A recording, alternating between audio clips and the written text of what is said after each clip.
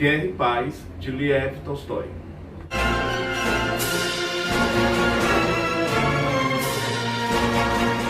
Bem-vindos a mais um vídeo do canal Mergulho na História. Eu sou o Hugo Figueiredo e no vídeo de hoje vou falar sobre esse livro, que na verdade é um box, porque pela quantidade de páginas o livro é dividido em 2 volumes, mas é um único trabalho do Lev Tolstói, e é um livro que é considerado um dos maiores clássicos da literatura mundial, Guerra e Paz. Bom, primeiramente, como foi que eu cheguei até esse livro? Eu sempre falo aqui para as pessoas, bom, primeiro é importante falar sempre que vocês se inscrevam aqui no canal, para sempre acompanhar os domingos vídeos novos aqui no meu canal, tá bom? Então assim, como é que eu cheguei a esse livro? Eu estava assistindo uma entrevista de um jornalista que eu gosto muito do trabalho dele, e ele estava numa conversa com o filósofo Luiz Felipe Pondé. E nesse bate-papo, eles falaram sobre alguns temas e mencionaram esse livro. E esse jornalista até mencionou, olha, esse livro, Guerra e Paz, é muito citado, mas muito pouco lido. Aí veio aquele estalo na minha cabeça e eu falei assim, por que ele é pouco lido? Aí, será que as pessoas não têm uma certa dificuldade em lê-lo? Aí eu pensei, eu quero fazer parte das poucas pessoas que leram Guerra e Paz, que é esse livro aqui, esse livro do Tolstói. E então assim, aí eu peguei e comprei esse livro na Amazon, e rapidamente o livro chegou, e é um livro assim, pessoal, assim, que é um desafio. Realmente é um desafio ler esse livro, não só pela quantidade de páginas. Esse trabalho aqui, ele tem 1.532 páginas e requer muito esforço, muita dedicação para conseguir ler. Por quê? Porque não se trata assim, de um livro simples de ler. Explica algumas coisas. Por exemplo, em russo, antes deixa eu só falar aqui um pouquinho sobre a edição do livro. Essa edição aqui da Companhia das Letras é uma edição muito bonita, capa dura, certo? Inclusive capa dura, muito bonito de ler. Tem muitas notas de referência que eu acho interessante no livro. E assim, a tradução, que eu acho que é o que é mais importante quando a gente está lendo algum livro de literatura russa. Esse livro, ele foi traduzido direto do russo para o português, por Rubens Figueiredo. E assim, isso não é comum, porque a maioria daqueles livros escritos no século XIX eram traduzidos para o francês, e do francês, por sua vez, eram traduzidos para o português. E esse livro foi traduzido direto do russo para o português, o que ajuda muito a interpretação, a percepção das palavras. E assim, nesse livro, falando agora sobre o trabalho em si, ele é um livro que ele... sobre ler literatura russa. Bom, ler literatura russa é algo que demanda muita energia, que demanda uma certa maturidade do hábito da leitura.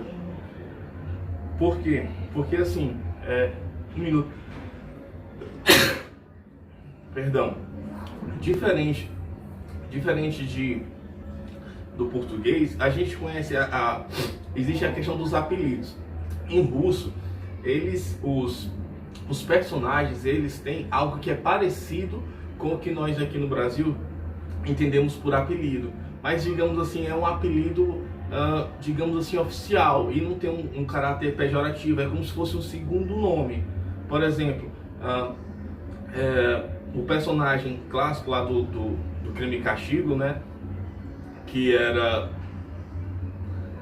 Raskolnikov, em alguns momentos ele aparece no livro como Petya. Então assim, esse livro são mais de 100 personagens, e esses personagens, eles aparecem durante a obra com outros nomes. Isso dificulta muito o livro, a compreensão dos personagens. Sobre a história em si do Guerra e Paz, ele é um livro que existem vários núcleos de personagens.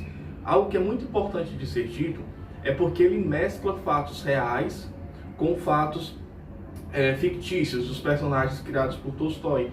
E Tolstói, nesse livro, ele, para que é importante falar, para fazer esse livro, Tolstói, ele tinha uma certa condição financeira muito boa, então ele teve tempo para produzir esse livro no seu momento. Ele viajou pelos locais das batalhas que esse livro trata, e ele conheceu pessoalmente os locais, teve acesso a, inclusive, documentos assinados pelo próprio Napoleão Bonaparte.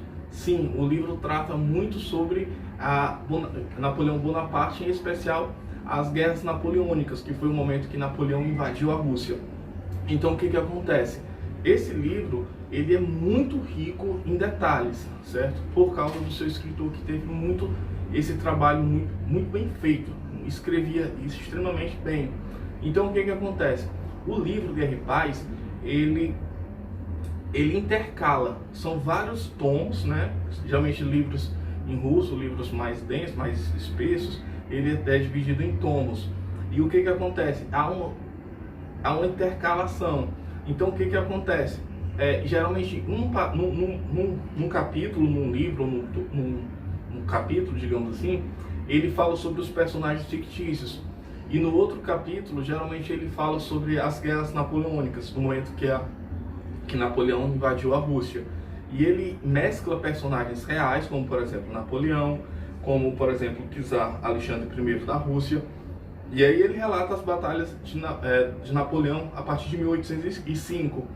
E aí ele mostra os palcos de batalha, os momentos, as guerras, os medos. E ele trata os personagens não sob a perspectiva de seres super evoluídos, que não tinham medo, mas muito pelo contrário. Ele trata os personagens históricos sob uma perspectiva muito humana. E assim, diferente do que se possa pensar, ele não está fazendo uma alusão positiva à guerra, muito pelo contrário. Tolstói, ele faz uma crítica e ele tem um certo refinamento do recurso da ironia para falar sobre os seus personagens, inclusive os personagens históricos que ele aborda durante esse livro. E assim, é sensacional.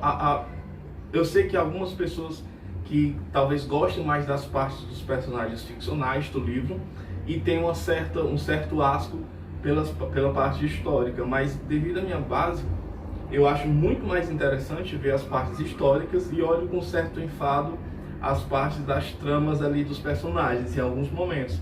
Prefiro muito mais realmente as partes históricas, né? Mas aí é a opinião pessoal minha, né? Porque por base no meu gosto. Então o que acontece?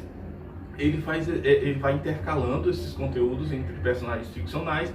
Dos personagens ficcionais, e como eu já falei anteriormente, existem vários núcleos. Existe, por exemplo, um dos personagens principais que é Pierre, existe a família Markovsky, existe os Rostovs, que são outra família ali que compõe outros núcleos. E esses núcleos, eles vão aparecendo, vão surgindo, vão sumindo durante a obra. E assim, é um trabalho assim, que requer muita concentração para que você consiga compreender. É interessante também, quando você estiver lendo Guerra e Paz, que você utilize ali um papel, uma caneta ao lado para ir anotando digamos assim, a cadeia genealógica dos personagens, para que você possa compreender, tá certo? Isso também é interessante quando você está lendo Dostoiévski, por exemplo, dos irmãos Karamazov. É interessante você fazer isso quando você estiver lendo literatura russa. E assim, eu acho que o mais brilhante desse livro é o seu último livro. Por exemplo, esse aqui, a obra começa aqui por esse branco, nessa edição, e termina aqui nesse preto. E o que acontece? Esse aqui para mim foi sensacional. E ele faz no final do livro reflexões acerca do papel do historiador. E isso para mim foi assim sensacional. E uma das coisas que ele fala, que até hoje eu não esqueço, né? E ele fala que muitas vezes quando o historiador, ou o leitor, o pesquisador, ele tem que ver os fatos históricos, mas sem fazer uma comparação equivocada, baseada simplesmente na repetição. E aí ele dá exemplo, por exemplo, de quando você está fazendo algo e, por exemplo, toca o relógio da sua casa das 6 horas da noite e o relógio ele dispara o alarme, né? O que a gente hoje veria como os relógios modernos, mas na época era aqueles relógios de madeira onde havia aquele badalo. Então, quando ocorre o badalo e o sol escurece, a gente tem um impulso de associar o fato do sol cair com o fato do badalo tocar. E aí ele usa esse exemplo para poder fazer que é o que ele quer mostrar como plano de fundo, que é o historiador, o pesquisador, ele não fazia associações única e exclusivamente pela repetição, né? E procurar deter-se mais aos fatos. E uma coisa que também é interessante demais, eu achei sensacional, que é quando ele fala sobre as forças que movem os personagens. Por exemplo, ele fala que Napoleão, não foi Napoleão que levou os franceses até a Rússia, e muito pelo contrário, foram os franceses que criaram a figura de Napoleão, permitiram que a figura do Napoleão existisse e em seguida o levaram até a Rússia. Essa é a reflexão que ele ocorre. Até ele coloca como exemplo o barco no último capítulo, isso tudo no último capítulo. Ele coloca como exemplo o barco e a correnteza. Ele dá como exemplo que o barco ele não muda e a correnteza em seguida muda. Muito pelo contrário, quando um barco muda o seu sentido é porque as forças da correnteza da água que exercem forças sobre ele mudaram o rumo, entende?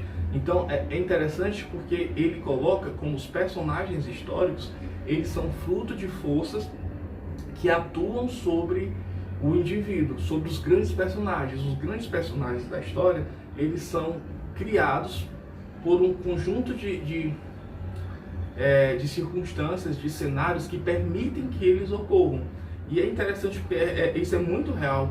Por exemplo, é claro que existe a questão individual do indivíduo, mas, por exemplo, e aí a gente traz para a questão do grande líder nazista, Adolf Hitler, o grande ditador, né? E o que ocorre? Se não houvesse ali todo aquele cenário que permitisse as falhas diplomáticas do Reino Unido, da França, um contexto econômico, social, enfim, todo um cenário que permitisse a ascensão de Hitler, Hitler não teria surgido. E isso é interessante porque o que ocorre? Ele fala exatamente nessa perspectiva, são forças sociais que criam e moldam a postura dos grandes personagens. E essa é uma grande reflexão que eu acho que como leitor, como alguém que tem interesse no hábito de conteúdos históricos, é interessante.